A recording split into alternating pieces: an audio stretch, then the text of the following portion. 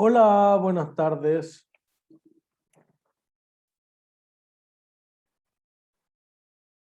Hola, profe, ¿cómo está? Bien, ¿y tú, Josefa? Buenas tardes. Hola, profe. Bien. Hola, hola. Profe, una pregunta. ¿Esto entra, matemáticas financieras entra para el control del lunes? Vamos a dar un aviso. Parece que ahí pasaron todos ya. Vamos a dar tres avisos antes que se me olvide. Igual nos vamos a reunir con los profesores ahora después de esta clase y lo vamos a postear en el metacurso. Pero, uno, en el control de ejercicios de lunes, martes o miércoles, van a entrar solamente propiedades, plantas y equipos, propiedades de inversión o activos intangibles. No va a entrar matemáticas financieras. Entonces, de sus dos ejercicios que les van a salir, les podría salir cualquiera de esos tres temas.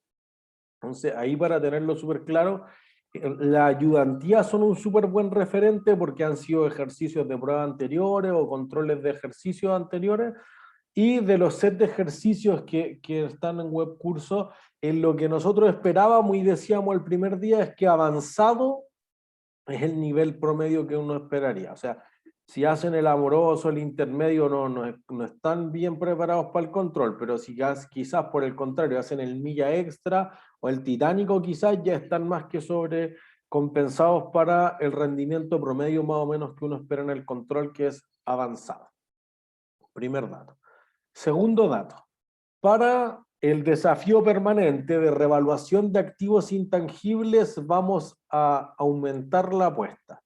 Por cada empresa que encuentren vamos a dar 3 puntos premios.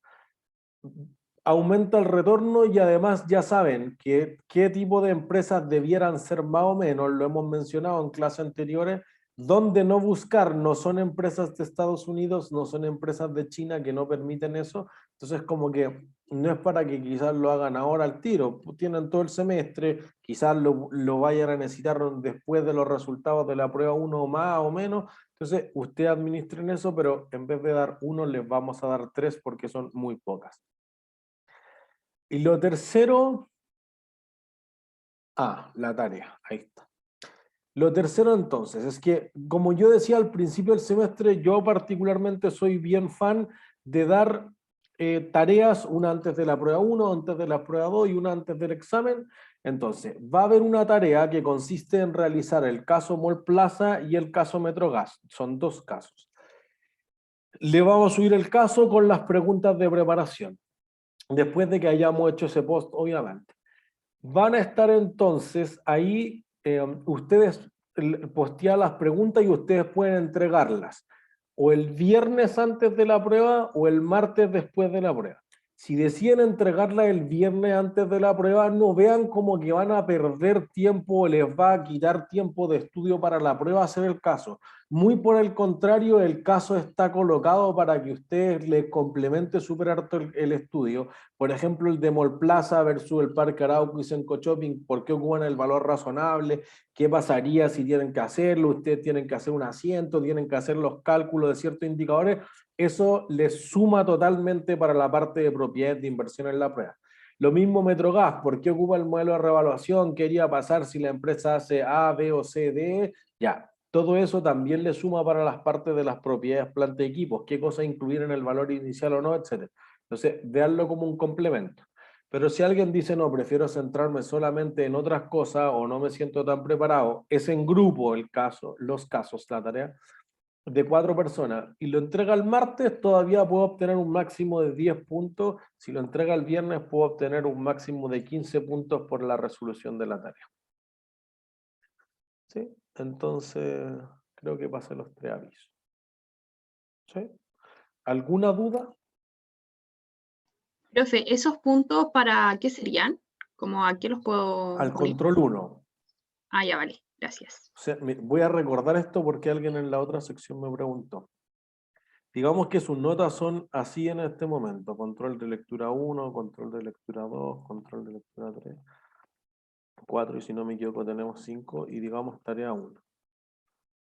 Y tenemos el control de ejercicio 1. Entonces ustedes tienen algo así como 2, 5, 1, 4, 3 y 8, por ejemplo. Y aquí se sacan un 3. Entonces ustedes van a haber acumulado 2, 7, 8, 12, 15, 23. Entonces su nota del control 1 de ejercicio va a ser, ¿qué dijimos? 11, 15, 18, un 5, 3.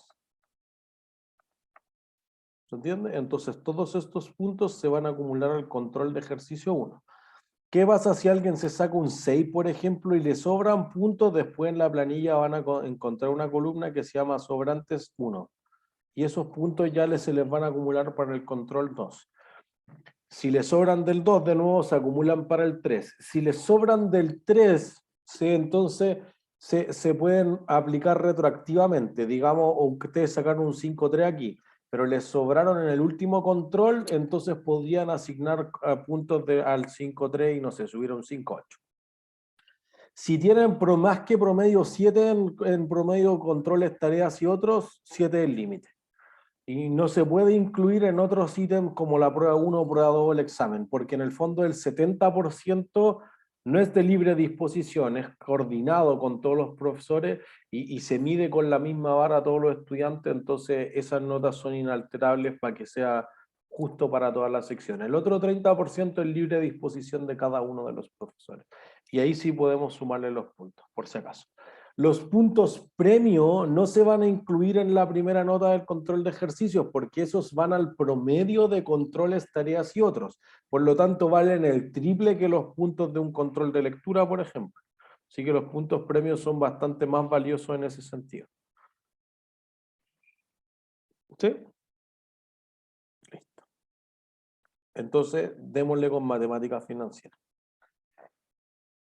Si mal no recuerdo, la clase anterior no vimos nada de matemáticas financieras, ¿no es cierto? Terminamos con activo intangible. ¿Alguien se acuerda? ¿Nadie se acuerda? Supongamos que fue así. Sí, solo terminamos activo intangible. Gracias, Bárbara. Entonces, ¿qué debiéramos ser capaces hacia el final del próximo jueves? Primero, entender qué relación hay entre el riesgo y la tasa de descuento o el costo de oportunidad o la rentabilidad esperada, que son sinónimos. ¿Cuáles son los principios de las matemáticas financieras aplicados a, por ejemplo, pedir un préstamo o comprar un auto o evaluar el valor en uso de un activo o calcular el valor presente en la provisión por desmantelamiento? Cosas que van a hacer las personas y que van a hacer las empresas. ¿Sí? Entender qué clases de tasas de interés hay en el mercado, si es simple, si es real, si es nominal, si es efectiva, si es compuesta, etc.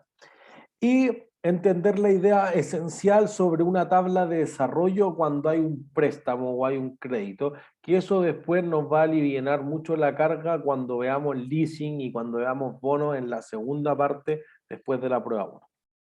Entonces, ¿hacia dónde vamos? El problema fundamental del valor del dinero en el tiempo, el BDT, es que tú estás tratando de evaluar hoy una decisión que involucra recursos futuros. El caso de Argentina debe ser muy evidente. Argentina 2001, el tipo de cambio entre el peso argentino y el dólar estadounidense era 1-1. ¿Cuánto es el tipo de cambio entre el dólar y el peso argentino ahora? ¿Alguien sabe? El blue está como en 150, ¿no? 150, perfecto. Entonces, fíjense que ahora vale un 150avo. Si lo damos vuelta, se ha reducido un 99,3% el tipo de cambio. En el fondo, el peso argentino comparado hace exactamente 20 años no vale nada. ¿Se entiende?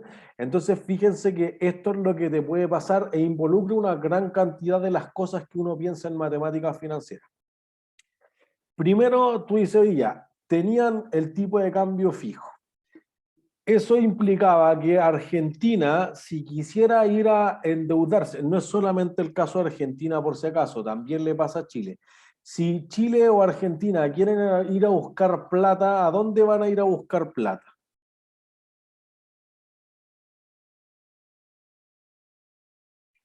Estados Unidos. A Estados Unidos. ¿Por qué Estados Unidos, Klaus? No, yo la verdad diría porque es uno de los mercados más grandes del mundo. Eso. Estados Unidos mueve el 42% del volumen de los mercados de capitales en el mundo. Entonces, si uno quiere ir a una vitrina buena, voy a Estados Unidos. ¿Voy a la costa este o a la costa oeste? A la este, ¿Por qué? ¿A qué ciudad? a Nueva York, ¿A qué calle? a Wall Street. Bien, eso es. Uno va a la bolsa de Nueva York, el Nasdaq, que es la bolsa tecnológica, también tiene mucho.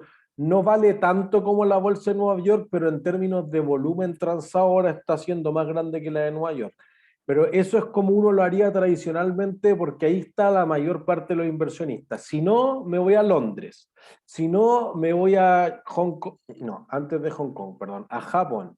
Después me voy a Hong Kong y después a Shanghái. Y después podría ir a la de Frankfurt en Alemania, la de Bombay también en India, que es bien grande, o la de Francia. Inclusive si fuera en Latinoamérica, iría a la de Sao Paulo. La de Sao Paulo es la 10ª bolsa más grande del mundo. Pero, por ejemplo, en otras cosas que no sean bonos y acciones, que son como activos más tradicionales, en derivados es la 3ª bolsa del mundo más grande.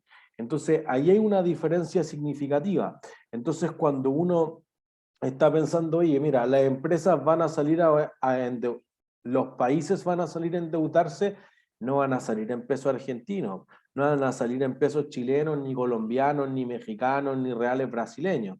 Chao. ¿En qué moneda voy a salir? En dólares estadounidenses. Entonces, fíjense que pasa esto, pues empieza a tener muchos gastos Argentina, etcétera. Entonces, el 2001 dice, mira, no podemos pagar la deuda. Entonces las personas se asustan. Si tú te asustas de que la Argentina no pueda pagar su deuda externa, ¿qué haces? Dejo de invertir. Es cierto, y corres al banco a sacar tu ahorro. Y entonces si todos corren al banco a sacar sus ahorros, ¿qué va a pasar? Corrida bancaria. Eso. Y una corrida bancaria, que es literal, es como una estampilla que todos van al banco, va a hacer quebrar al banco. Porque fíjense que cuando yo tomo un depósito a plazo en el banco, o nosotros tenemos nuestra plata en la cuenta corriente del banco, el negocio del banco es tomar eso y prestársela a una empresa u a otra persona. Entonces el banco no tiene líquida toda la plata ahí mismo, es imposible que sea así, nadie sobreviviría. Entonces, cuando tú dices, oye, fui a tal sucursal y no queda plata, pero voy a ir a la otra y todos empiezan a pasarse el dato, todos corren, queda la embarra.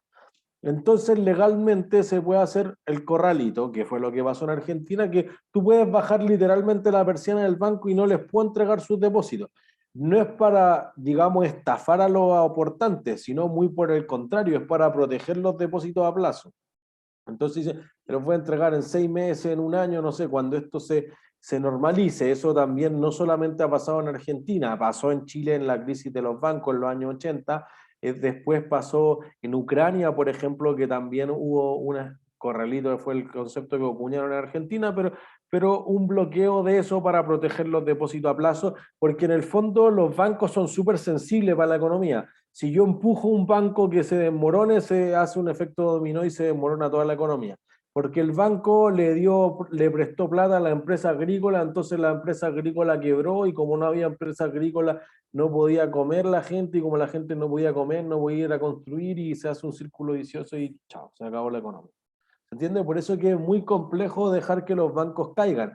De hecho, en la crisis subprime, que se dejó caer algunos bancos como para enviar una señal, oye, si los bancos pierden plata, el gobierno no nos va a rescatar, entonces dijeron, ya hay que dejarlos caer. Fue una peor señal porque cuando dejaron caer a Lehman Brothers, dijeron los otros bancos, oye, nosotros estamos igual. Si nos dejan caer a todos, hasta aquí va a llegar la economía. Entonces, por el contrario, tuvieron que salir a fusionar los bancos y hacerlos más grandes de lo que eran antes. Por eso que hay una película que es muy gráfica sobre eso que se llama Too Big to Fail, demasiado grande para caer.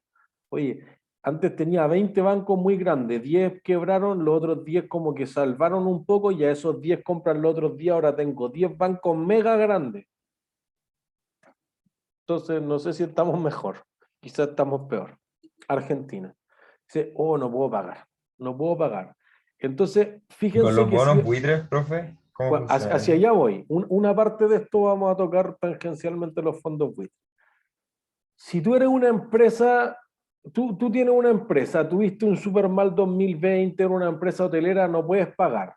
Entonces, ustedes vienen de parte del banco a la que el hotel le debe plata. Pueden pensar en un hostal, una cosa más reducida, lo que quieran. Pero ustedes dicen, no le puedo pagar. El banco tiene dos opciones. ¿Qué dos opciones tiene el banco? Cada periodo de gracia, Ya, renegociar. ¿O la otra cuál es? bajar la tasa. No sé si bajar la tasa, pues eso, yo digo, no, te puedo pagar cero. Entonces, si tú en vez de cobrarme 10 me cobras 5, igual te puedo pagar cero. Ahora, ¿qué otra opción tengo que no sea renegociar?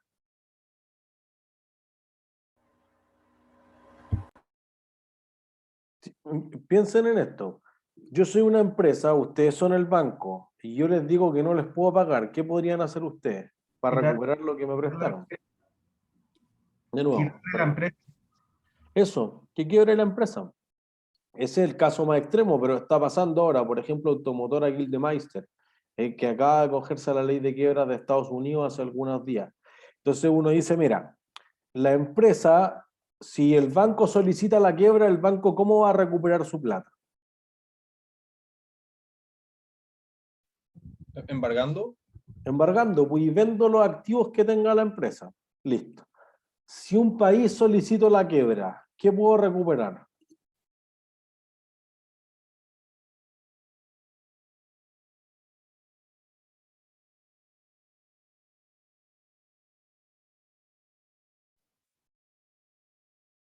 Nada. ¿Ven? Esa es la razón. ¿Por qué no puedo recuperar nada? ¿Cómo pido la quiebra de un país?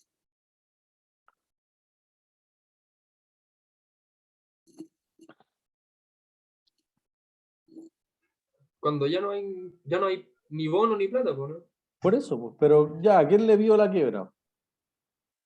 Al final, como el país, ¿a quién le debía? Ya, pues, ¿a quién le digo en Chile, oye, Chile me debe plata? El Estado, Al Estado, pues, pero ¿quién es el que me debe la plata? ¿El Banco Central? El Estado también. ¿Se entiende? Entonces, como que no es lo mismo que hay una quiebra de una empresa en la que yo voy, agarro todos los autos, los computadores, las propiedades, los terrenos, los vendo. Para eso hay un síndico de quiebras que va a llevar esto ordenadamente y que va a decir, oye, mira, recuperamos la mitad de todos los pasivos, esta era la escala legal de cuánto van a reconocer para usted a prorrata, o estos primero, estos después, etcétera. Ahí la ley dice cómo es. Cuando quiebra, comillas, quiebra un país, tú dices, ya, pues, ¿a quién le digo? ¿Cómo fuerzo al país a que me pague? Por ejemplo, en la primera sección me decían, ya, pues, quedémonos con la empresa. Ya, pues, si yo voy y me trato de tomar Codelco, me matan, po. Eso pasó con los acreedores de Argentina, se trataron de tomar un barco que está en aguas internacionales, etcétera, y los piratas se subieron y los mataron al tiro, porque Argentina y cualquier otro país es soberano. Entonces eso produce que no haya nada que esté mucho más por encima de ellos. De plano, con su ley, no hay nadie por encima. Y por eso planteé la idea de la vitrina. Eso es si tú estás en Argentina. Si tú estás en otra parte, por ejemplo en Nueva York, listo, pues Argentina es cualquiera, es una empresa más, es Microsoft. No es nada distinto. Entonces eso va a producir que tú te tengas que acoger a las leyes de Nueva York. Y entonces así fue como se desencadenó la historia. 2001 Argentina dice no puede pagar. Entonces ustedes son los acreedores, son varios bancos, son los fondos, uno de esos los buitres, que vamos a llegar a ese punto, que compran los bonos, y no entremos en lo que es el bono, sino que Argentina les dé plata nomás. Digamos que todos son prestamistas de Argentina para hacerlo simple. Y yo le digo, no puedo pagar. Ustedes tienen la opción de tratar de demandarme ante la Haya, no sé qué cosa, y esperar 10.000 años, gastarme unos abogados que cobran carísimo, etcétera, y que digan, ya, pues, ¿cómo la Haya obliga a Argentina a pagar? Fíjate, en el extremo, ¿cómo obligo a un país a que pague? Dando cosas en parte de pago, Pero ¿cómo? algún terreno, no sé. Pero por eso, entiendo cuál es el activo, pero físicamente, ¿cómo hago que el país le quito su activo? O sea, es que a mí, por ejemplo, si dice eso, a mí se me ocurre, por ejemplo, no sé, pues Cuba con Estados Unidos. Como que Estados Unidos bloqueó a Cuba. Entonces Lo podría, bloqueó, po. Pero no le puedo sacar nada de la isla. Fíjense, trato de hacer sanciones internacionales. Y digamos que eso solo le funciona a Estados Unidos, quizás a China. Y dejamos de contar. O sea, si nosotros le diéramos plata a Perú y Perú nos quieren ir a cobrar, hasta ahí llegaron. Para cobrarnos tendríamos que hacer una guerra. Y fíjense que uno decir, oye, el país no se va a meter por 2 o 3 inversionistas que anduvieron prestando plata en malas condiciones. Chao, problema de ellos. Si parte de hacer negocio es que te puede ir mal también, pues. Y aquí tu negocio era financiero en el fondo. ¿Se entiende? Entonces es súper difícil llevar a la quiebra. Entonces como que te queda reestructurar. Si ya renegociamos, mira, no te puedo pagar ahora el 2001, pero cambiemos esto, te pago unos pocos intereses más cada año, pero esto acumulémoslo al 2005, que nosotros nos recuperamos un par de años, pues empezamos a pagar intereses y después vemos, ah, ya fue el 2005. Y Argentina llegó el 2005 y dijo, no puedo pagar. Y renegociemos, dame 5 años más, 2010, ya bueno, ya, 2010. Y el 2010, miren, que está muy complicado, la crisis subprime, no podemos pagar. Ya bueno, 2014, ya 2014, pues, y el 2014, antes de que llegara la fecha, cabrón, no puedo pagar. Pero ¿cómo? Han pasado 13 años, no, es que no puedo pagar. Renegociamos de nuevo y le pago en mucho tiempo más. Fíjense que este es el problema del valor del dinero del tiempo, pues, han pasado 13 años. 93% de los acreedores de Argentina dijo sí, negociemos, porque fíjense que la alternativa es súper mala, quedarte con cero y no tengo cómo forzarlo. O tengo que hacer una guerra que va a costar más de lo que me deben, entonces no tiene ningún sentido práctico. El Profe, 7%, Alexandra, ¿la deuda como se va ajustando a través de los años o solamente el interés va cambiando? ajustando en qué sentido, perdón. Porque el dinero a través de los años como que cambia de valor. Digamos, una luca en el 2000 no valía lo mismo que ahora. Sí, claro, o sea, mira, puede ser que reciba seguro los intereses, entonces tú dices, yo te presté el 2001 1.000 millones, pero como no me habéis pagado ni uno, ahora me debís 2.500 millones sí o sí, los intereses se capitalizan. Lo que pasa es que cada vez que se llega a una reestructuración, como que cambiamos una deuda por otra, entonces, por ejemplo, AgroSuper, las empresas que controlan AgroSuper hacia arriba se metieron en una batalla legal con el Santander. El Santander le decía, oye, tú me debí 100% de esto y te voy a demandar y vamos a meter juicio, pero AgroSuper no tiene nada que ver, es la sociedad que controla AgroSuper. No, pero que son del mismo grupo y están haciendo esto. No es así, dijo la empresa. AgroSuper dijo, yo no tengo nada que ver, nosotros estamos limpios, es más, es otra empresa que no es AgroSuper que está contaminada.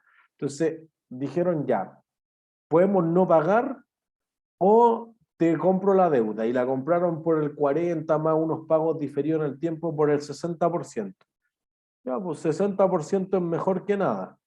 ¿Por qué? Porque llegaron con un informe técnico que decía, mira, si hacemos quebrar a la empresa y vendemos todas las cosas, las acciones que tienen AgroSuper, los terrenos, etcétera, las otras inversiones, recupero el 35%. Entonces usted dice, oye, pero te presté 100. Sí, ya, pero eso ya pasó. Ahora tienes dos opciones. ¿Quieres recuperar el 60 o el 35 o el 60? Entonces puede ser que sí capitaliza los intereses como tú dices, pero podría reajustarse a la baja, porque si tú me decías, oye, yo debía 100.000 millones el 2001 y renegociamos, ahora quizás renegociamos en que te va a pagar 70 nomás. Ya está, pues hay que hacer la pérdida. Y después esos 70 crecieron hasta el 2005 y eran 80 y el 80 dijeron, no puedo pagar de nuevo. Quizá ahora va en 60, en 50, o sea, la renegociación normalmente a la baja. Nadie queda debiendo más después de, porque si tú ya no puedes pagar 100, obviamente no puedes pagar 120. ¿Se entiende? Entonces, por ejemplo, la Polar el 2011 tenía 700.000 millones de pesos en deuda y después de la renegociación quedó como con 400.000 millones de deuda. Entonces, borraron del balance 300.000 millones. Eso respondía a la pregunta original, ¿o no? Sí, profe, me quedó muy claro. Gracias. Entonces, fíjense, del 100% de los acreedores, el 93% aceptó renegociar. El 7% dijo no, se mantuvieron afuera y es lo que le llamaron los holdouts, por haberse no metido en el pacto de renegociación. Es lo que Argentina llama los fondos buitres. Entonces dicen, ya, muy bien, nosotros le vamos a pagar al 93% de los acreedores y al 7% chao. No es que le vaya a pagar toda la deuda, sino que le pago un 1%, un 2% para que estén contentos y el resto lo pateamos al futuro. Y entonces Argentina mismo había puesto una cláusula que se llamaba RUFO, Rights Upon Future Offers, que en general no con ese nombre, pero existe en la mayor parte de los contratos de deuda, sean tanto préstamos como bonos. La empresa, el país o la empresa igual se compromete a no discriminar a los acreedores. En el fondo yo digo, oye, no sé, le voy a pagar solo a las mujeres, no a los hombres, o le voy a pagar a los que me hayan prestado más de 100 millones, no a los menos. No puedo hacer eso. Le pago a uno y le pago a todos. O si no le pago a uno, no le pago a ninguno. Cross default. Si dejo de pagar, defaulteo con uno, dejo de pagar con todos. Entonces Argentina dijo, nadie está por encima de mí, yo soy la ley, entonces hago lo que quiero. Y entonces el juez Griesa en Nueva York dijo, no, pues, ustedes cuando vinieron a endeudarse se endeudaron en dólares y por lo tanto lo que ustedes tienen que hacer es acoger la ley de Nueva York, que Argentina no es distinta a Microsoft, es un emisor corporativo cualquiera. No es soberano, su soberanía no vale nada acá y el juez tiene. Entonces quedó en una cosa súper extraña. Argentina envió la plata para pagar, el juez congeló la plata en las cuentas corrientes que tenían en el Bank of New York Mellon y los acreedores nunca la recibieron. Y quedó en un limbo gigantesco que quizá hoy día todavía no tiene una definición que sea tan clara. Quedó en selective default, que más bien mi pensamiento es que es una cuestión que inventaron las clasificadoras de riesgo, porque Argentina decía, yo pagué, yo envié la plata. Los acreedores no recibieron la plata, pues quedó entre medio en el banco. ¿Pagaron o no pagaron?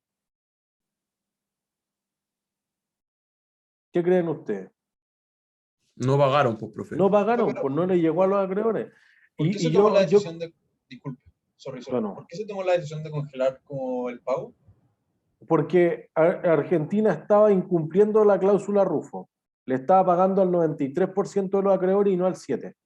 Entonces eso era ilegal, o le pago al 100 o le pago al 0, no puedo pagar entre medio. Pero por eso las clasificadoras en este como área super gris de la ley dijeron, no, esto es un default selectivo. Oye, yo decidí no pagarle a todos. Eso no se puede hacer.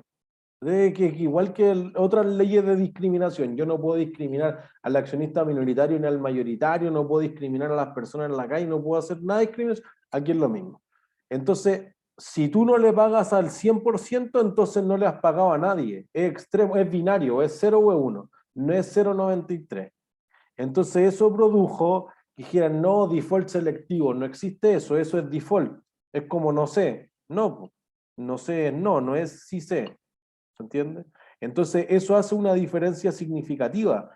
Que Argentina dijo, no, son estos fondos buitres que nos tratan de bloquear la soberanía y que fueron a comprar, obviamente como los bonos de Argentina partieron por 100, pero después como no pagaban empezaron a caer, compran los bonos por 30 y nos demandan en una corte y nos piden los 100 de vuelta. Oye, pero si el papel tú te comprometiste a pagar 100, pues yo no te prometí, yo no te dije nada. No, pero es que ustedes lo compraron por menos. Bueno, si yo estoy haciendo negocios, pero tú prometiste pagar 100, la promesa dice 100 firmado por Argentina.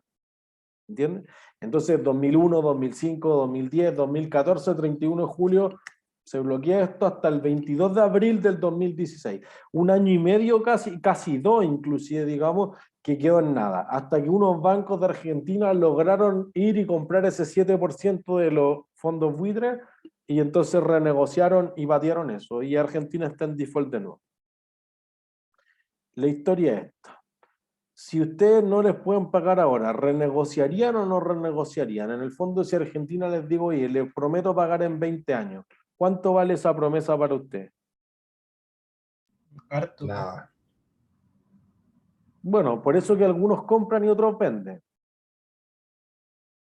¿Entiendes? Para que exista una transacción tiene que haber oferta y demanda. Alguien considera que el precio es alto, alguien considera que el precio es bajo. Pero eventualmente, fíjense que Si tú dices, oye, tengo 100 ahora y me promete pagar 100 en 10 años más Argentina, es horrible el negocio. Pero si me promete pagar 10.000 o 500.000, no sé, ya vimos que la devaluación del tipo de cambio, que Argentina aparte tiene hiperinflación, tiene una serie de agravantes, en el fondo uno dice, no, si no me da por lo menos una rentabilidad de 20 o 30% al año, no me conviene prestarle a Argentina. Bueno, Venezuela pagaba 95.000% de tasa de interés antes de entrar en default hace casi 2 años ya. Y aún así, 95.000% puede sonar una rentabilidad súper buena, pero no tan buena cuando tu inflación es de 1.700.000%. ¿Entiendes? Como que los números pierden perspectiva, al menos en el caso de Chile. Nosotros hablamos de inflaciones de 3, 4%, como que ya se nos está escapando la cuestión, y las tasas son 5%, 2%, cosas así, negativas eventualmente. ¿Se entiende? Entonces, eso genera una diferencia significativa entre que cuando hay una promesa en el futuro, tú no puedes evaluar, tienes que evaluar el riesgo, tienes que evaluar quizás el perfil de pago, oye, ¿me va a pagar gradualmente o se va a acumular todo al final? Eso crea más o menos riesgo, etcétera. ¿Entiendes? Entonces, una de las cosas que nosotros queremos hacer con el valor del dinero en el tiempo es justamente tratar de evaluar ese tipo de cosas. Porque en el fondo, además, uno siempre dice, oye, no, pues que en realidad podría obtener mejores rentabilidades en otra parte. Sí, eso habría que verlo. ¿Se entiende? ¿Qué otra cosa podemos evaluar? La decisión de las pensiones. ¿Cuántos meses la persona va a aportar realmente? Como que al principio uno empieza a trabajar, bueno, al principio con boletas de honorario, no sé si alguien de ustedes trabaja en los veranos, etcétera, como que uno no aporta para la FP, y ya después cuando trabaja con contrato, etcétera, uno aporta para el FP. Bueno, lo que se aporta al principio crece exponencialmente por 40 años de trabajo y eso hace una diferencia significativa. Entonces, la edad en la que empiezan a cotizar, que no queden lagunas, algunos meses que no se cotizaron porque estuvieron cesantes o porque se cambiaron de trabajo, y el sueldo que se vaya a obtener son variables que influyen significativamente porque uno cotiza el 10% del sueldo y el sueldo podría variar, ¿se entiende? Además de cuánto haga crecer esto la AFP, la administradora del fondo de pensión, durante tanto tiempo para que genere un efecto compuesto y que crezca. Y obviamente en el monto final que tengo de la pensión influye significativamente, por ejemplo, en el caso de las mujeres sobre todo, el que se jubilen antes. Las mujeres se tienen que jubilar con 60 o mínimo 60 años, en cambio los hombres con mínimo 65. Y la tabla de mortalidad, la última, la del 2015, decía que las mujeres fallecen a los 89 años y los hombres a los 86. Por lo tanto, lo que produce es que tú ahorres por menos tiempo y tengas que este pozo, que ya es más chico, véanlo como una torta si quieren, dividirlo en más tiempo. Entonces, como lo cortas en más pedazos, cada pedazo te queda más delgado. Eso hace que las pensiones de las mujeres sean más bajas de inmediato.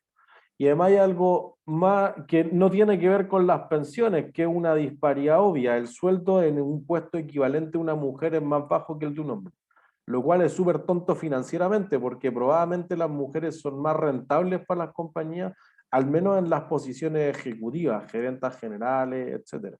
Entonces, eso produce que haya un cálculo que quizás tú dices, pero esto no es un problema ahora. Oye, si tengo una mala pensión, me preocupa en 40 años, ya. El problema es que al preocuparte a los 40 años dices, oye, te falta plata. ¿Cuánto te falta? 100 millones para jubilarte bien. Chuta. ¿Eso cuánto hubiera equivalido si tú hubieras ahorrado durante 480 meses? 5 lucas. Ah, ya. ¿Se entiende? Entonces hay un problema que dice, oye, no la necesito ahora, es un problema de valor futuro, listo, pero cuando tú te vayas a jubilar va a ser un problema de valor presente. Entonces ojalá el próximo jueves nosotros hagamos un ejercicio de pensiones que en el fondo resume todo lo que uno debería saber de matemáticas financieras. ¿Sí? Entonces, la idea esencial del valor del dinero en el tiempo es que ustedes van a decir, mira, a mí me molesta no consumir hoy día. Y en la molestia de no consumir hoy día, entonces debe ser compensada con un extra. Y ese extra es lo que vamos a llamar el valor del dinero del tiempo. Entonces, para no recibir 100 hoy día y recibir algo mañana, ese algo debería ser distinto de 100. muy posiblemente, vamos a obviar el efecto de las tasas de interés negativas que ustedes leían en el capítulo, sea 102, 103, 105, tú dices, oye, en los 2 o 3 o 5 extra son por no haber obtenido los 100 hoy día. ¿Sí? Entonces, después uno lo que va a decir es, oye, mira, si uno realmente tiene este costo de oportunidad es por la insatisfacción. En el fondo, siempre la base. Si usted le presta plata a Argentina por 10 años, ¿cómo van a dormir? Consulto. No vamos ¿Y a eso, dormir. ¿y eso les molesta? ¿O no les molesta? Sí. Por supuesto. Ya. Entonces, ¿qué necesitan para que la molestia se les pase? No prestarle plata a Argentina. Bueno, una opción que quería justamente apuntar a eso, ¿no? Yo no le prestaría bajo ningún parámetro. Y eso puede pasar, pero los mercados no siempre piensan así. Oye, si Argentina me ofrece pagar un 5% al año, no. Pero ¿qué pasa si Argentina les promete pagar 1.000.000% al año? ¿Alguien le prestaría? No me molestaría tanto no dormir en la noche, en Ya, verdad. entonces eso es, pues entonces claro, es como uno dice en las criptomonedas, oye, que mira, no es una tecnología, no sé, pero yo en los últimos 4 meses he rentado 190% en criptomonedas. Entonces, claro, si duermo mal, que puse una posición mal, que en realidad perdí, no sé, harta plata el fin de semana pasado, está bien, pues, pero es que es 190% de rentabilidad. Si voy y tomo un depósito a plazo, gano una mugre, un 1% al año, 2% al año, y eso no da nada. ¿Entiendes? Entonces, fíjense que uno siempre dice, no, pues que no le presto a Argentina. Ya, no le presten a Argentina, pero ustedes son un fondo de pensiones, o una compañía de seguro, un fondo mutuo, los que tienen las lucas grandes. Si no le prestan a Argentina, ¿a quién le prestan? A Chile. ¿A Chile? Ya, entonces miren, veamos cuánto paga Chile. Miren, aquí están los mercados en tiempo real, por eso que van a ver algunos numeritos que se van moviendo, etc. Entonces, fíjense acá donde dice tasas de interés. Yo estoy en la página de Selfin Capital, por si acaso que muestra estas cosas. Entonces, me moví.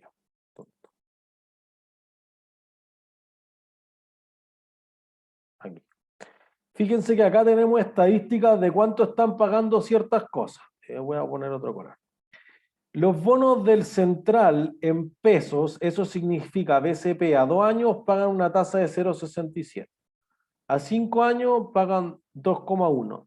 A 10 años pagan 3,55. Luego, si en realidad uno dice, oye, si son en peso, podría tener un riesgo, porque fíjense Sí, que eso, si ¿están en UF? Eso es lo que iba a preguntar. no, están en peso, por eso es bono del Central en peso. Entonces uno dice, oye, mira, 0,67 es un mal retorno. ¿Por qué? Eso es al año, Porque, efectivo al año. Por cierto. porque quizás con la inflación, Eso, creo que los dos dijeron lo mismo. Que la inflación es más que eso. Pues. Entonces yo digo, mira, la inflación es 3, entonces quitémosle este de acá 3% y voy a salir menos 2,33% para atrás. Horrible el negocio. ¿Todo de acuerdo? Entonces dice, oye, sí, pero si la dejo en la casa metida bajo el colchón, ¿cuánto rento? Nada.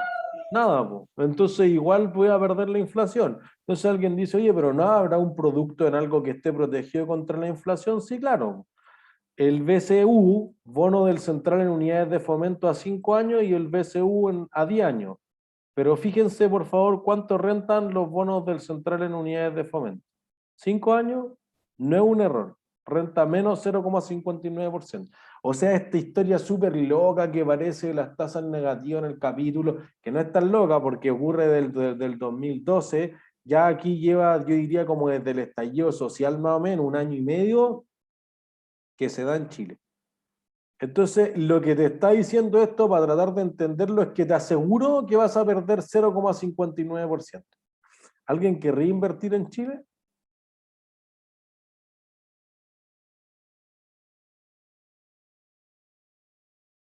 Ya nadie quiere invertir en Chile, entonces ¿dónde van a invertir? Pero, profe, esas tasas negativas son porque poca gente está invirtiendo. O sea que si digo, ya, ¿qué pasa si invierto ahora? Como tiene esta tasa que está mala, pero después va mejorando. Es cierto, eso podría pasar, o sea, la gente, mira, en bonos lo vamos a ver mucho más en detalle, pero tú podrías decir, oye, yo compré un bono que valía 100 pesos que me paga una tasa negativa, o sea, voy a perder. Pero cuando yo pierdo por los intereses, puede ser que el bono igual suba de valor, porque pasa justamente lo que tú crees, que a futuro va a pagar mucho más. Entonces, perdí 0,59 por los intereses, pero gané 10 por la apreciación del capital. ¿Se entiende? Como que, oye, me compré un edificio, nunca lo pude arrendar, piénsenlo como una propiedad de inversión, no recibí la renta, pero igual subió de valor el terreno. Ah, ya, puede ser, es una de las razones por qué los inversionistas todavía lo compran. No diría que es porque sea poco demandado, porque en realidad los bonos soberanos, que justamente este mercado de los bonos estatales o gubernamentales del Banco Central es muy líquido, todos los días se transan mucho en la bolsa. Lo vamos a recapitular mucho más y vamos a ver cuántos montos se transan y todo cuando vayamos a bonos y luego a acciones, pero segunda parte del curso.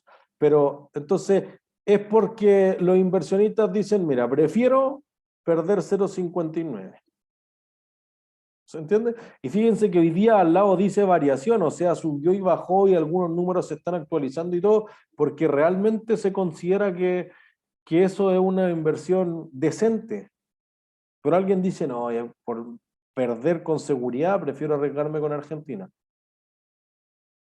O sea, yo espero que alguien sienta eso, si no todos son muy aversos al riesgo, ¿no? Sí, eso, se actualizó. Profe, Diego. pero es que si es que Argentina necesita tanto los préstamos, claramente va a ser mejor prestarle a ellos, pero como usted decía, no tenemos cómo llegar a cobrarle en el caso de que no tengan cómo pagarnos. Entonces, alguna forma tiene que existir, po. O sea, podría demandarla ante la Haya. Los acreedores internacionales dicen yo no estoy sujeto a las leyes de Argentina, porque esas son blandengues esas normas, pues estoy sujeto a las leyes del mercado de valores de Nueva York, del mercado de valores más grande del mundo nomás, y estoy sujeto a esas leyes. ¿Entiendes? Entonces, si Argentina no me paga, le demando en una corte y la corte va a retener la plata que tenga Argentina en las cuentas corrientes. Sí, pero como por el lado de que me genere como utilidad a mí, como porque ahí estaríamos frenando a Argentina, lo congelaríamos y Argentina no tendría nada que hacer, pero estamos buscando como el beneficio propio. Es cierto, porque ustedes están invirtiendo en un nombre. O sea, mire, hay una película súper buena de la crisis subprime que grafica lo que tú tratas de plantear, que en el fondo quizá Argentina necesita la deuda por millones de cosas, por ejemplo, para que ya no haya algunos niños que fallecen por que en la pobreza, que no tienen que comer, etcétera, algo que hace 20 años no se veía en Argentina. Ya, hay una parte que es mucho más social. Entonces, pero tú eres un fondo de pensiones, tú tienes que reportar rentabilidades, porque tú estás contribuyendo a otro fin, que las personas tengan buenas pensiones. No pensemos en la FP, que todo dice, oye, me está robando. No, podría ser un fondo estatal, fondo de profesores de California o de Ontario, que son fondos muy grandes. Oye, ellos están invirtiendo su propia plata para contribuir a sus propias pensiones, que harto que se sacrifican. Entonces, podría ser que hay algunas personas que aún así tendrían que igual invertir en contra quizás. Por eso la película La Gran Apuesta, que es una súper mala traducción de Big Short, muestra justamente ese perfil, gente que no perdió en la crisis subprime, ganó en la crisis subprime apostando en contra. Y un poco eso es lo que le atribuyen a los fondos buitres de Argentina. Oye, es que ustedes están diciendo que les pague todo. Obvio, si tú me prometiste pagar. Yo no, me encantaría regalarte la plata, pero no es mi plata, yo la estoy invirtiendo en nombre de los profesores de California. ¿Te entiendes? Entonces, como que creo que las intenciones o lo que tienen que reportar y cumplir con sus propios jefes también, los que fueron a comprar los bonos, es distinto a lo que tiene que hacer el gobierno de Argentina. Si en el fondo tú podrías decir, oye, ¿y en qué usaron la plata? No la gastamos en cualquier cosa, en sobornos, no sé, entonces tú decís. ¿Entiendes? Como que el tema de la deuda soberana es más complejo en ese sentido. Y podríamos estar todos. Esto se ve mucho más después en Finanzas 1, en Finanzas 2, para los que les guste el tema. Pero para acotarlo a lo que nosotros queremos ver, que es el valor del dinero en el tiempo, nosotros decimos, oye, mira, ¿cuál es la alternativa? No sé, pues si quieren ir a Chile, ahí está. Y los mercados también, y algo que después se estudia mucho más en Finanzas 2, no tienen memoria, Rusia. Rusia dijo en el 97, oye, mira, yo no voy a pagar nada de estos bonos, así que agárrense todos los papeles que tengan y quémenlos porque no sirven para nada. Y además el tipo de cambio ya no es un rublo ruso contra un dólar estadounidense, es 1-6, así que chao. Si algo tenían, ahora vale un sexto de lo que valía antes y se acabó. Pero en el caso de Rusia igual es distinto, ¿no, profe? Porque Rusia, ¿cómo se llama? Creo que la palabra es internalizado, como que no necesitan exportar ni importar, sino que pueden sobrevivir por ellos mismos. Pero igual le debían plata a la gente. Claro, pero como usted mismo decía, la única forma de poder como hacer que me paguen es si es que les congelo a ellos. Y si los congelan a ellos no les afecta tanto porque ellos pueden como sobrevivir sin necesidad de vender afuera o importar. O sea, perdón, es que la idea de que los congelara es una cosa que le funciona a Estados Unidos, a China y con un par de países. No, o sea, no le va a funcionar a Estados Unidos, no va a congelar a Francia ni a Alemania. Entonces, como que diría que no hay una forma de cobrarle a un país cuando no quiere pagar. Eso es lo que quiero ejemplificar. Hay sus matices, pero creo que trasciende de cualquier cosa, inclusive lo que uno podría haber empregrado de cómo puedo forzar a un país a pagar. Si el país no quiere pagar, hasta ahí llegamos nomás. Y eso hizo Rusia. Y entonces uno dice, ah, ya la cruz, nunca más. No, no es así. La lección más importante es que los mercados no tienen memoria. Rusia sale así, el 2001, cabros, me falta plata. ¿Quién quiere prestar? ¿Cuánto estoy ofreciendo? ¿Cuánto quieren? ¿20? No, 30. ¿Ya 30? 30 listo. Y le prestaron plata. Los mismos que no le había pagado 4 años antes. Los mercados financieros no tienen memoria. Es un problema que tú dices, oye, pero con el mismo riesgo que Rusia, le estoy prestando a Egipto y me paga 10. Entonces mejor le presto a Rusia que me paga 30. Pues, y entonces los flujos van hacia allá. Los mercados no tienen memoria. Si digo, no, es que no me pagaste, chao. Las decisiones emocionales mueren en los mercados financieros. No, es que te tengo mal, es que me miraste feo, chao. Chao, eso no sirve para nada. Entonces, cuando uno dice, oye, hay una alternativa, la alternativa es mala acá, pero por eso que eso ejemplifica la idea del costo de oportunidad. Es que mira, si yo le presto a Argentina, estoy dejando de invertir en algo de igual. Obviamente no es el mismo riesgo que Chile, pero en Chile, ¿cuánto hubiera rentado? No sé, por los números que tenemos acá, 0,67 por año si fuese a 2 años, pero si es a 10 años, 3,55. Entonces Argentina quizás me tiene que pagar por lo menos 3,55, pero además me tiene que pagar un extra por el riesgo. ¿Se entiende? Entonces, ¿cuánto más? Eso es súper complejo, eso es la mitad de lo que uno hace en Finanzas 2. ¿Cuánto debería ser el extra? No pensemos en eso. Solamente piensen que más y con eso nos damos por pagar. ¿Sí? ¿Dudas hasta ahí?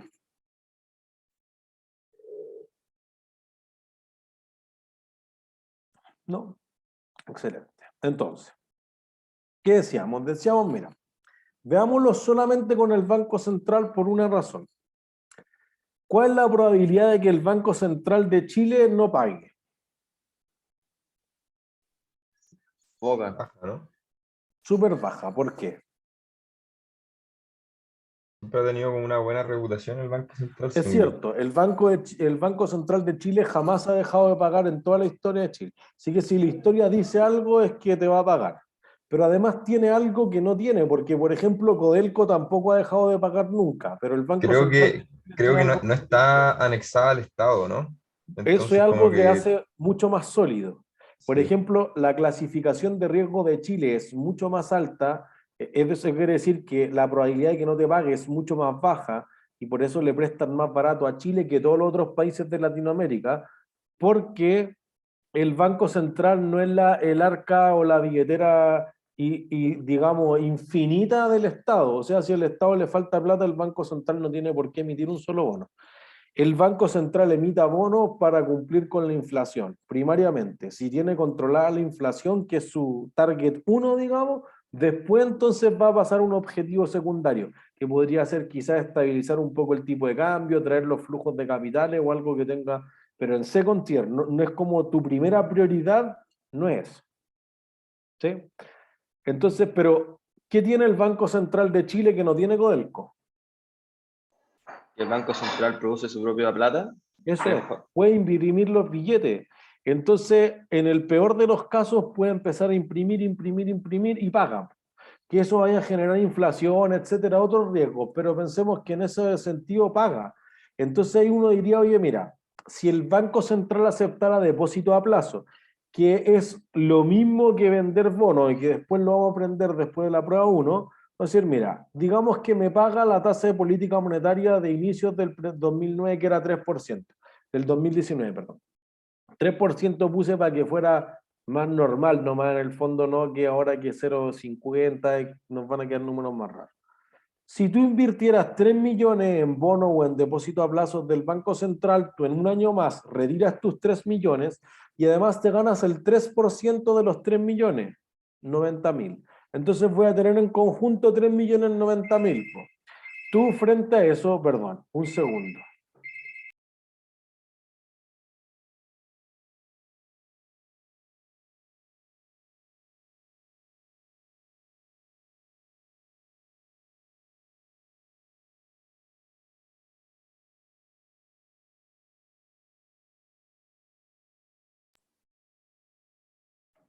Perdón, ahí eso no. Entonces, uno dice, oye, mira, en un año más con seguridad voy a tener esto. Y entonces lo que uno está haciendo no es que tengo riesgo de que no me pague nada, solamente estoy intercambiando dinero ahora, 3 millones por 3 millones 90 en el próximo año. ¿Se entiende? Entonces, eso hace una diferencia significativa con otro tipo de inversiones, por ejemplo, porque tú estás haciéndolo sin riesgo. Y vamos a pensar en esa noción en un principio, después quizá incluyamos algo de riesgo, pero en principio digamos que no. Entonces, cuando uno compra los bonos de Chile, uno compra o bonos del Banco Central de Chile o de la Tesorería General de la República. Chile es extrañamente uno de los, el único quizás país que tiene como 2 emisores soberanos o gubernamentales. El Banco Central de Chile y la Tesorería General de la República. Que eso con el tiempo se va a arreglar. Solamente quedan en el mercado algunos, pero no van a seguir emitiendo los dos, sino que cuando se terminen de pagar algunos bonos va a quedar solo uno. En Estados Unidos va y emite el Tesoro y listo, y no es que hayan dos cosas, ¿se entiende?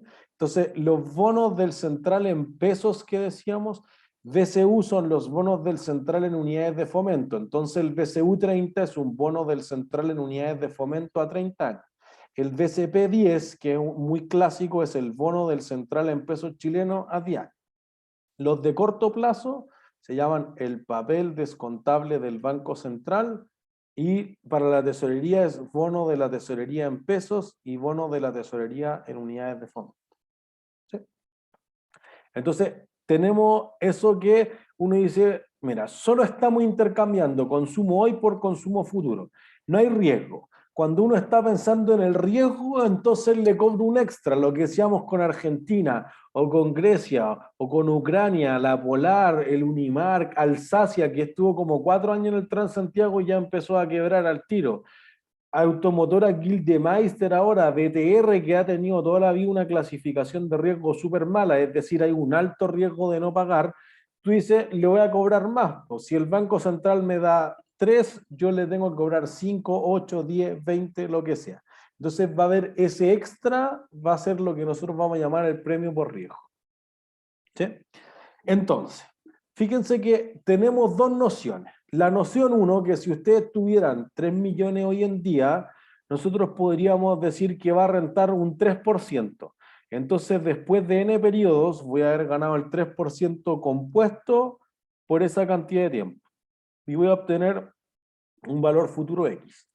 O está la noción 2, que yo podría decir, oye, mira, tú tienes los 3 millones y te ganas el 3%. Si esto pasaron 5 años, te va a haber ganado el 15%. Si pasaron 8 años, te va a haber ganado el 24%. Si pasaron 20 años, te va a haber ganado el 60%. ¿Se entiende? Entonces, detrás de cada uno de esos planteamientos hay algo que uno está suponiendo. ¿Cuál de esos dos es el correcto?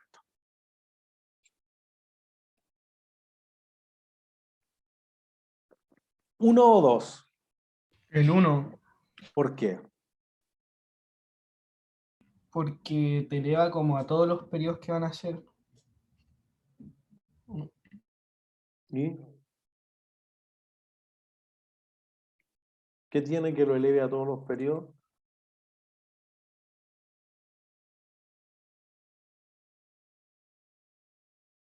¿Alguien cree que 2 es lo correcto?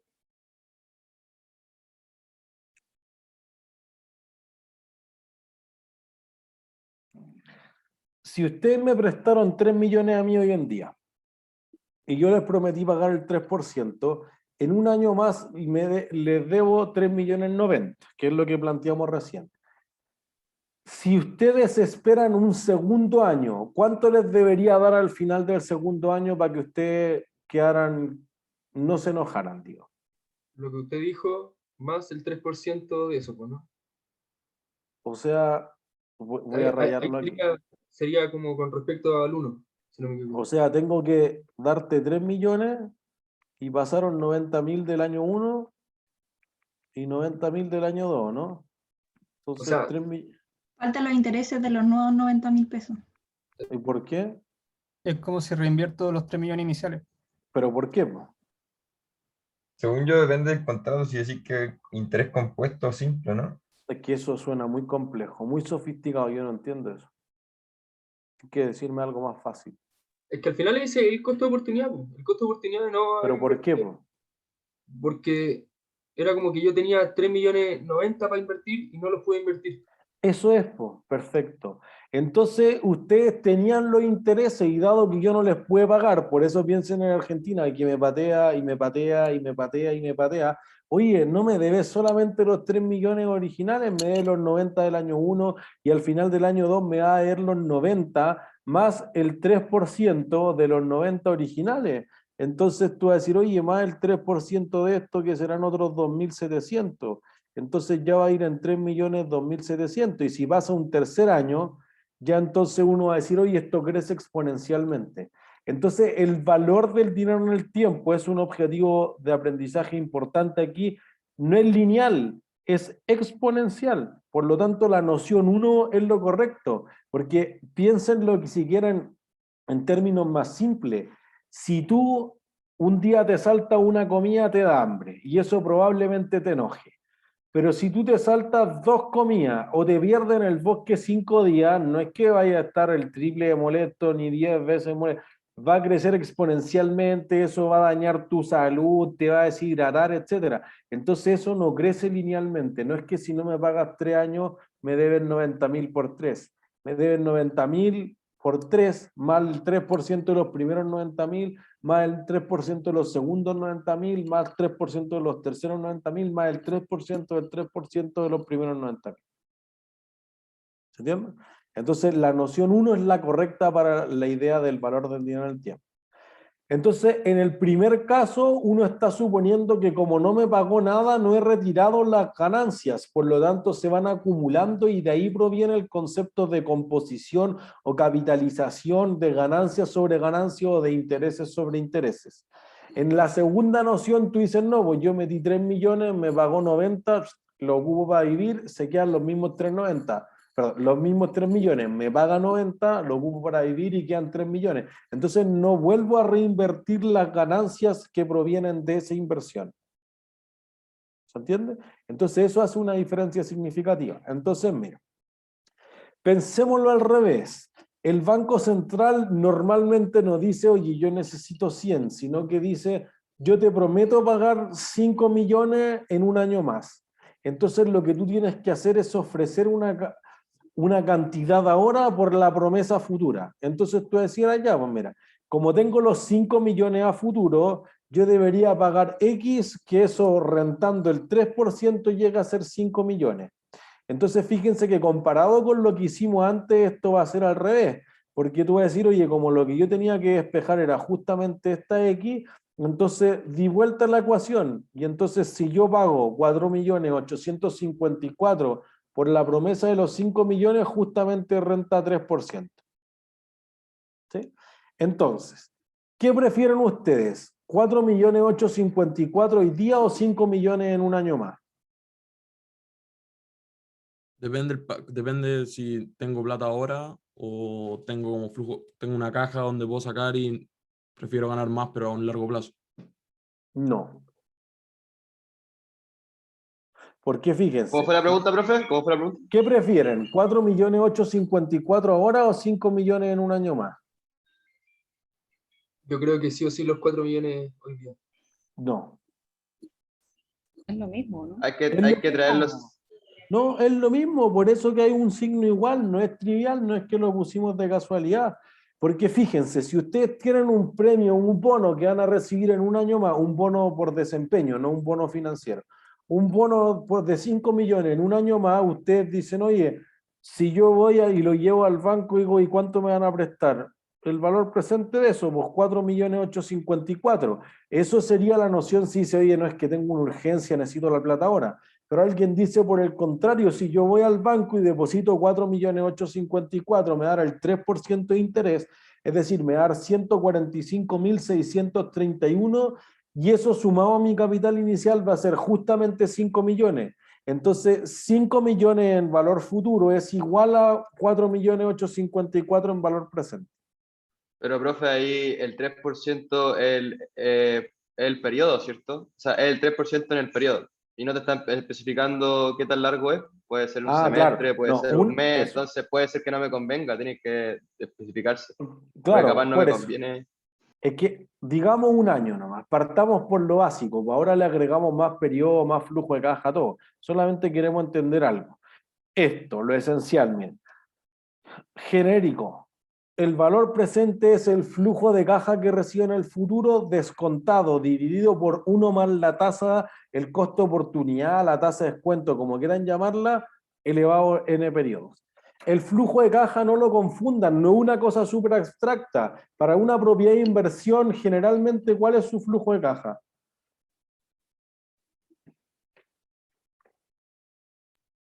¿Me están pagando por el arriendo? El arriendo, pues ahí está. Pues. En un bono serán los cupones, en un préstamo serán las cuotas, en una acción son los dividendos, los arriendos, lo que sea, pero es que entra o sale caja, pues depende de qué lado lo esté viendo. Si el pasivo sale caja, si el activo entra caja. ¿Se entiende? Entonces tú estás diciendo, oye, mira, ¿cuánto debería valer un solo pago? Por ejemplo, este es el mejor ejemplo de la provisión por desmantelamiento. Tú dices, oye, nosotros decíamos al principio del curso, yo tengo un escáner que es radioactivo después de 10 años. Bueno, después de 10 años tengo que pagar 10 millones, por ejemplo.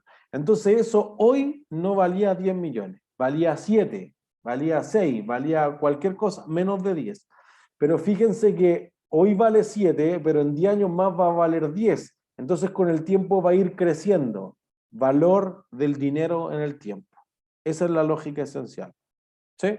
Entonces, fíjense, si uno se fija en ciertas cosas, si la tasa de descuento sube, pongámosle esto a 1, ¿qué pasa con el valor presente? Menor. Baja. Listo. Si además nosotros decimos, oye, el pago está más lejos, entonces el N, llamémosle 2, sube.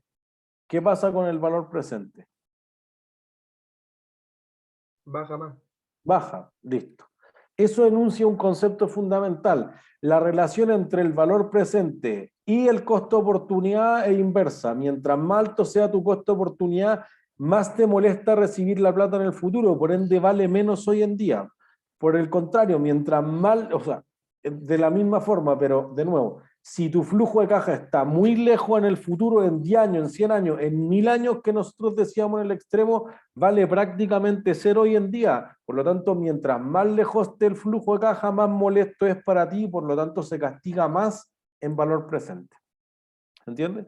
Entonces, por ejemplo, si el mismo caso del Banco Central, nosotros dijéramos, oye, no es 3% en un año, que era lo que mencionaba Juan recién, sino que es en 10 años más, vale mucho menos que los 4.854.000, vale 3.720.000. Mientras más lejos esté, menos vale. Y entonces eso deja súper claro la relación entre la tasa de descuento y el valor presente.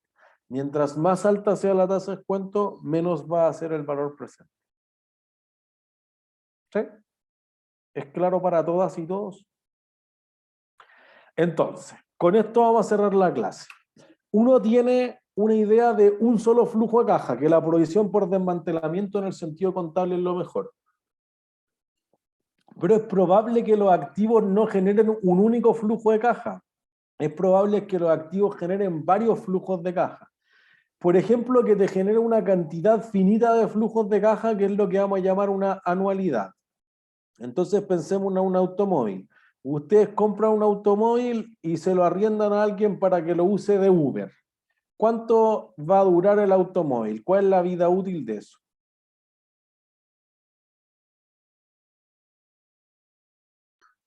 Pero ¿cómo podemos saberlo? 5 años, no sé. 5 años, ya listo. Entonces esto implica que si te paga un arriendo mensual, semanal, lo que sea, anual, va a haber una cantidad finita de pagos, digamos 60 meses. ¿Se entiende? Entonces cuando nosotros estábamos ocupando para hacer la prueba de deterioro el concepto del valor en uso, ahora ya saben qué es. Es el valor presente de una cantidad. Tú tienes una máquina que hizo y la máquina va a durar 10 años, genera tantas unidades que se venden en tanto, entonces después de gastos me queda esto de flujo de caja. Y eso traído a valor presente es lo que me va a generar la máquina por utilizarla, valor en uso. ¿Sí? Fíjense que en otros casos tú podrías decir, hay algunos activos que te generan infinitos flujos de caja y eso es una perpetuidad. ¿Qué activo parece generar infinitos flujos de caja? Una propiedad de inversión como un terreno. Eso es. Los arriendos de una propiedad de inversión. Quizá, ojo, que nosotros hicimos harto hincapié en que el concepto no era infinito, era indefinido, pero si está súper cerca, eso parece ser infinito. Pero si no, podría ser un activo intangible. Nosotros hablamos de los derechos perpetuos, los derechos de agua, los derechos de cuotas de extracción de pesca, etcétera, que se van renovando y literalmente podrían ser infinitos. E inclusive en las pensiones, que justamente es mi tema, una renta vitalicia, una persona que se jubila con una FP tiene un retiro programado por 20 años, por ejemplo. Pero en realidad si la persona dice, oye, después de 20 años no quiero quedar en la calle y no sé cuándo voy a morir, entonces va con una compañía de seguro y toma una renta vitalicia. Entonces, la renta vitalicia dice, yo te pago forever and ever, hasta que la persona fallezca, que eso podría ser casi infinito. ¿Se entiende? Entonces, hay cosas que van a ser cosas perpetuas, digamos, o perpetuidades que van a generar algo. Y entonces, fíjense, y con esto cerramos la clase. Voy a hacer un mini gráfico aquí para no cambiarme la pizarra. Si ustedes reciben la misma idea del Banco Central, pero el Banco Central promete pagarte para siempre 120.000. El primer pago hoy día vale 120, pero ¿qué le va a pasar con el tiempo? ¿Va a subir o va a bajar? Bajar. ¿Bajar? ¿Hasta cuánto? 0. Hasta 0. Entonces fíjense que lo que tenemos ahí es una serie. Si alguien es súper matemático, va a decir, oye, desde 1 hasta el infinito. ¿Esa serie diverge o converge?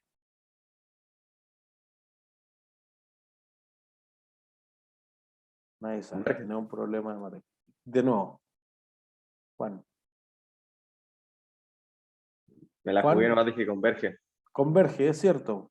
Converge porque tiende a 0. Entonces, aunque sean infinitos pagos, tienen finita o tienen un valor finito. Entonces, voy a trascender de la propiedad telescópica, etcétera, pero créanme que esto vale esto. El flujo de caja partido por la tasa de descuento. Entonces, como nosotros ya teníamos acá, diríamos, oye, mira, los 120.000 que me promete pagar para siempre el Banco Central, descontado al 3%, vale 4 millones. Y eso es lo que hacen los tasadores de propiedades inmobiliarias. Dicen el arriendo es tanto, costo de mantenimiento, etcétera, calcula el flujo de caja y dice esto para siempre. Y lo dividen por la tasa de descuento y te da el valor de la propiedad. Y entonces eso te da 4 millones.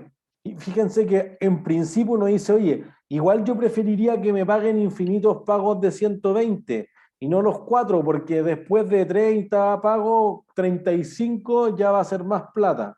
Sí, pues, pero si ustedes tuvieran los 4 millones y lo invierten al 3%, ¿cuánta plata les va a dar?